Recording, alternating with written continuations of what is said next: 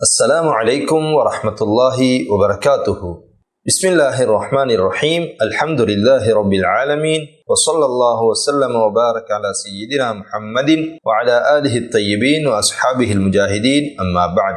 அன்பின் இஸ்லாமிய சகோதரர்களே, அல்லாஹின் நல்லடியார்களே, அல்லாஹ் சுப்ஹானஹு வ தஆலா அவனது அன்பு இரக்கத்தின் காரணமாக எமது வாழ்வில் மீண்டும் ஒரு முறை ரமதானை அடையும் பாக்கியத்தை தந்திருக்கிறான். அல்ஹம்துலில்லாஹ். அல்லாஹு தஆலா இந்த ரமதானை முழு ஆரோக்கியத்தோடும் அடைந்து முழு நன்மைகளையும் பெறக்கூடிய நல்லடியார் கூட்டத்தில் நம் அனைவரையும் சேர்த்தருள்வானாக. அன்பின் இஸ்லாமிய சகோதரர்களே, அல்லாஹின் நல்லடியார்களே, அல்லாஹு தஆலா ரமதானுடைய காலத்தில் எமக்கு பல நஃபிலான வணக்கங்களை தந்திருக்கிறான். அந்த நஃபிலான வணக்கங்களினூடாக அல்லாஹ் நமக்கு பல நன்மைகளை தர காத்திருக்கிறான். அவற்றில் மிக முக்கியமான ஒரு அமலாக அல்லாஹ் சஹருடைய நேரத்தில் உட்கொள்ளும் அந்த உணவை ஒரு சுன்னத்தான அமலாக தந்திருக்கிறான். அந்த அமல் அது எமக்கு பல நன்மைகளை தரக்கூடியது. நபி ஸல்லல்லாஹு அலைஹி வஸல்லம் அவர்கள் சொன்னார்கள், இன்ன ஃபஸ்ல மா பைன சியாமினா வ சியாமி அஹ்லில் கிதாப் அக்லத்துஸ் சுஹூர். நபி ஸல்லல்லாஹு அலைஹி வஸல்லம் அவர்கள் சொன்னார்கள், எம்முடைய நோன்பிற்கும் வேதக்காரர்களுடைய நோன்பிற்கும் மத்தியிலே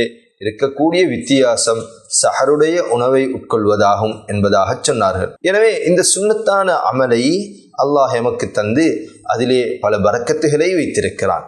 உலமாக்கள் சொல்கிறார்கள், நபி ஸல்லல்லாஹு அலைஹி வஸல்லம் அவர்கள் தஸஹரு ஃபஇன்ன ஃபிஸ் ஸஹூரி பரக்கah, நீங்கள் சஹருடைய உணவை உட்கொள்ளுங்கள், அதிலே பரக்கத் இருக்கிறது என்பதாக சொன்னார்கள். இந்த பரக்கத்துகள் என்ன என்பதை பட்டியலிடும் போது உலமாக்கள் கூறுகிறார்கள், முதலாவதாக ரமதானுடைய மாதத்தின் இந்த சஹருடைய உணவு ஒரு மனிதனுக்கு அவன் பகல் நேரத்தில் இபாதத் செய்வதற்காக, தொழுவதற்காக, நோன்போடு இருப்பதற்காக, குர்ஆன் திலாவத் செய்வதற்காக, அதே போன்று திக்ருகள் ஸலவாத்துகளில் ஈடுபடுவதற்காக அவனுக்கு உடலில் பலம் தேவைப்படுகிறது.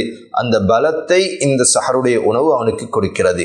ஏனென்றால் ஒருவர் பசியோடு இருக்கும் போது அவர் சோம்பேறி ஆகிவிடுவார். சோம்பேறியானவர் அவரால் வணக்கங்களில் ஈடுபட முடியாது, அவர் சோர்ந்து விடுவார். எனவே அதை தடுப்பதற்காக இந்த சஹருடைய உணவை அல்லாஹ் தந்திருக்கிறான். இது ஒரு பரக்கத்தாக இருக்கிறது. இரண்டாவது ஒரு விடயத்தை உலமாக்கள் குறிப்பிடுகிறார்கள், சஹருடைய உணவின் மூலம் ஒரு மனிதன் பசியில் இருந்தால் அவனிடம் என்ன கெட்ட குணங்கள் வெளிப்படுமோ அந்த கெட்ட குணங்கள் வெளிப்படுவதை இந்த உணவு தடுக்கிறது. ஒருவர் பசியோடு இருந்தால் அவர் கோபிப்பார், அவருக்கு அதிகமாக கோபம் வரும், மக்களோடு நல்ல முறையில் நடந்து கொள்ள மாட்டார். இப்படியாப்பட்ட மோசமான குணங்களை இந்த சஹருடைய உணவு அவரை விட்டும் தடுக்கிறது.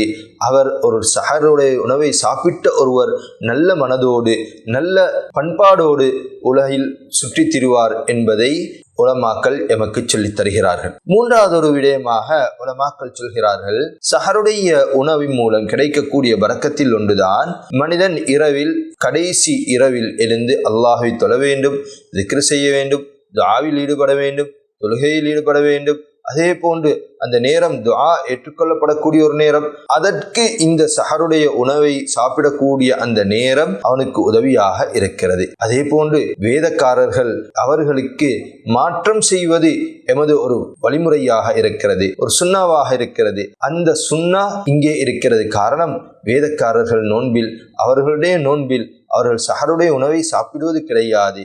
எனவே அதற்கு ஒப்பாகாமல் நாம் சஹருடைய உணவை சாப்பிட்டு அந்த பரக்கத்தை அடையக்கூடியதாக இருக்கிறது. இன்னும் ஒரு பரக்கத்தை சொல்கிறார்கள், நாம் நபி ஸல்லல்லாஹு அலைஹி வஸல்லம் அவர்களை பின்பற்றக்கூடிய இத்திபாஉஸ் சுன்னா என்ற ஒரு அமல் எமக்கு இதன் மூலம் கிடைக்கிறது. ஏனென்றால் நபி அவர்கள் தஸஹரு, நீங்கள் சஹருடைய உணவை சாப்பிடுங்கள் என்றார்கள்.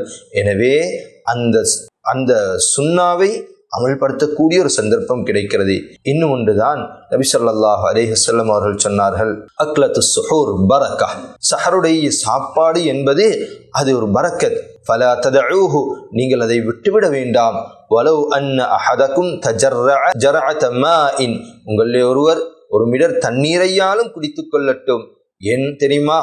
அங்கே அல்லாஹுடையவும் அவனது மலக்குமார்களுடையவும் சலவாத் அந்த அடியார்களுக்கு, அந்த சஹருடைய உணவை சாப்பிடக்கூடியவர்களுக்கு கிடைக்கிறது. அல்லாஹுடைய சலவாத் என்பது அவன் அருள் செய்கிறான், மலக்குமார்களுடைய சலவாத் என்பது அவர்கள் அந்த மனிதனுக்கு அருள் கிடைப்பதற்காக பிரார்த்திக்கிறார்கள். இப்படியாப்பட்ட பல நல்ல பாக்கியங்களை, பல நல்ல பரக்கத்துகளை கொண்டதுதான் இந்த சஹருடைய உணவு பழக்கம் என்பது.